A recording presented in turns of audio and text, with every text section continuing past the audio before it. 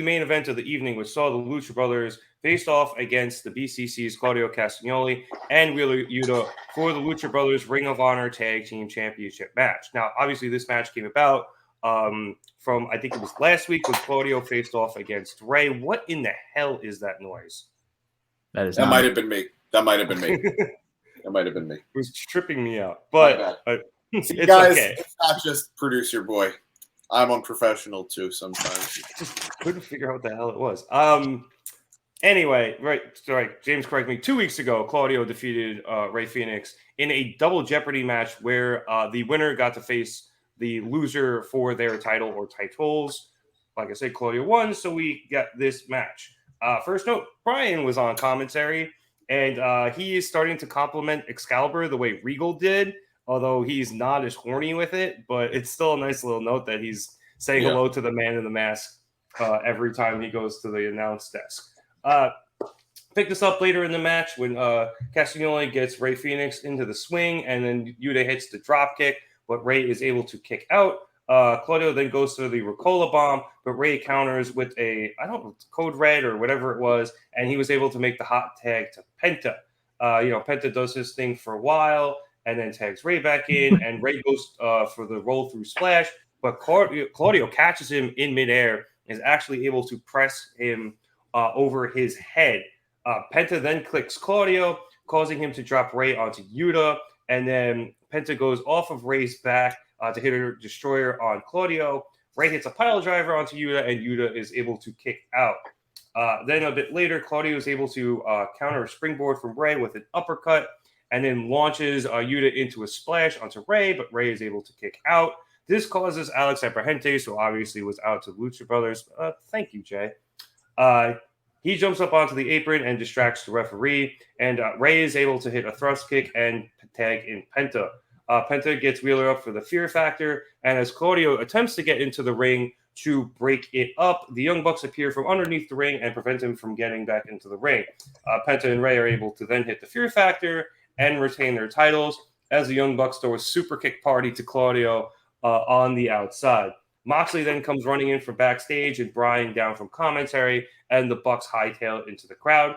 Moxley grabs a mic, telling the Young Bucks to go back to their rooms and call their families while they can still recognize them because they won't be able to after Sunday. And Moxley promises that anarchy in the arena will be the most violent match in the history of AEW. So, James, I guess we'll talk first about this match. I really liked it. I thought it was the match of the night. I do too. It was this or the opening match, but I thought this squeaked it out a bit.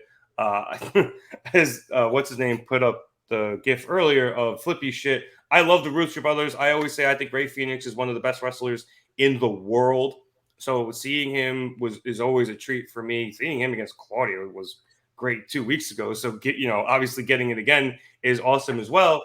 And just all around really good match here. I guess the one little thing that got screwed up was maybe the timing at the end with Claudio and the Bucks, because I think the Bucks had a little bit of trouble getting out of their underneath the ring in their not so young age. But other than that, great match. I not only have no complaints, I have nothing but praise. Good match. Two good teams there. I'd say there was another moment or two of slight clunkiness, but nothing to take me out of the match. Overall, you have four really great talent in the ring, and I'm glad that the Lucha Bros retained because their reign has been nothing so far. Yeah, this is only their second defense, and the first one was against friggin' Powerhouse Hobbs and QT Marshall. So, no, I was really disappointed. It wasn't even on anything, right? Wasn't it on like Clash of the Champions or something? No, I think it was on Battle of the Belts. Battle of the Belts, yeah. Sorry, wrong alliterative title show, but close though. But it's exactly. That's the point. But James, don't you kind of feel like this would have been better on ROH to have like AEW guys go over there and screw them then, and a different segment happening? I mean, I agree. I would have loved to see the BCC come in and if you have Moxley come over to Ring of Honor and help. Especially if you want to promote that show, because then you could be like, oh, you never know if AEW guys are going to show up kind of thing. I completely agree. But unfortunately, that's not how the model for Ring of Honor is going to work, because the only way you could watch Ring of Honor is by going to Honor Club, and that's $10 a month. Is one match enough for you to pay $10? Maybe. But I mean, I'm sure like social media would have spread that out. I'm not saying it would have sold it, but you get my point. no, I do, and I see a lot of value in that. I do see a lot of value in that, but I don't know if that's the situation here, though, because obviously this was a very good match, but realistically, this was more for setting up Anarchy in the arena. No, I know, but you could have still done that on ROH. You could have just did a different segment tonight.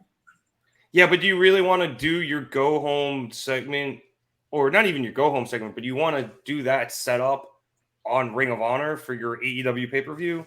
Like I see the value of doing it in general. I don't see the value in doing it here unless you have a different idea. I'm just saying, be the go home segment of this show. Yeah, that's what I mean. They could have come up with a better or a different segment for tonight and just done this whenever ROH is tomorrow, Wednesday. Yeah, it would be tomorrow. It would be tomorrow. No, I have no problem with them doing this here. I actually quite liked it. I got a good match out of it, and the Bucks got involved. I guess the only downside, James, is to your bottom cry on there is where the fuck was Kenny Omega tonight? Everything after the match felt very forced, and it felt like they needed to fill time because they got timing wrong somewhere. But maybe he's on Rampage. I guess we haven't read up what it is. What do you do? I don't know. Kenny or no Kenny, everything after the bell felt a little sloppy to me. And again, we kind of talked about it before we went on air. This definitely felt like a show. Last week's show felt like the show that should have led into a pay-per-view. Yeah. And I did mention, again, I mentioned this before the show, and I'll mention it again. There are playoff games on, and the Lakers did get swept, so they would have been playing tonight had they not. And I would imagine that Tony was perhaps trying to make sure he didn't go up against, a Lakers Nuggets game 5, but we never got there. And now all he's doing is going up against game 4 of the NHL, the Eastern Conference Finals in the NHL. So, a bit less of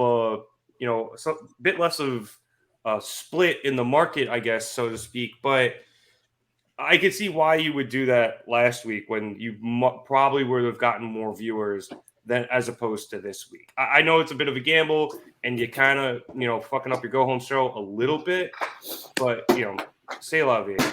Love you. I don't understand where Kenny was, and whatever. I guess that's the only disappointing thing because he's the only no follow up with Don Callis. No follow up with Kenny. No follow up with Kenny and Hangman. That's really the big thing. That's what I wanted to see. Yeah, like at least if they came out into the stands, behind the Bucks during Mox's promo, I thought that would have been enough just to see them all together.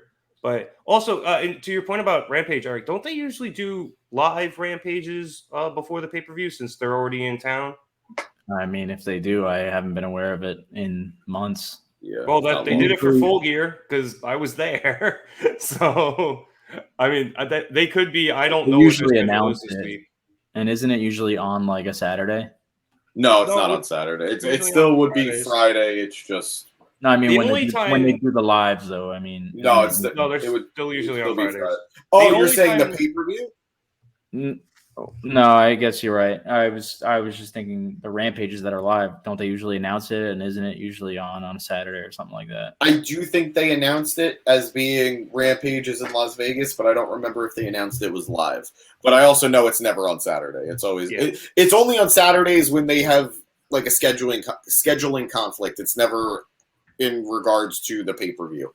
Yeah, it's always like a game, whether it's the NBA or the NCAA tournament or something. Then sometimes it gets bumped to Thursday, sometimes it gets bumped to Saturday, sometimes it gets bumped to Fridays at 11 o'clock. But I can't think of one that they've done live on Saturdays. And at least from my experience with Full Gear last year, Rampage was live on Friday, and then the pay-per-view was on Saturday. So, but again, they could be changing that. My point was, though, I don't know if we're going to be getting spoilers from Rampage tonight. Right. We might not be seeing anything until Friday. So for all we know, we're going to get spoilers from Ring of Honor because maybe they're taping that after Dynamite, because if they're going to do Rampage on Friday, then you can't do the Ring of Honor taping the next, the day after it comes out. But that is neither here nor there. All right.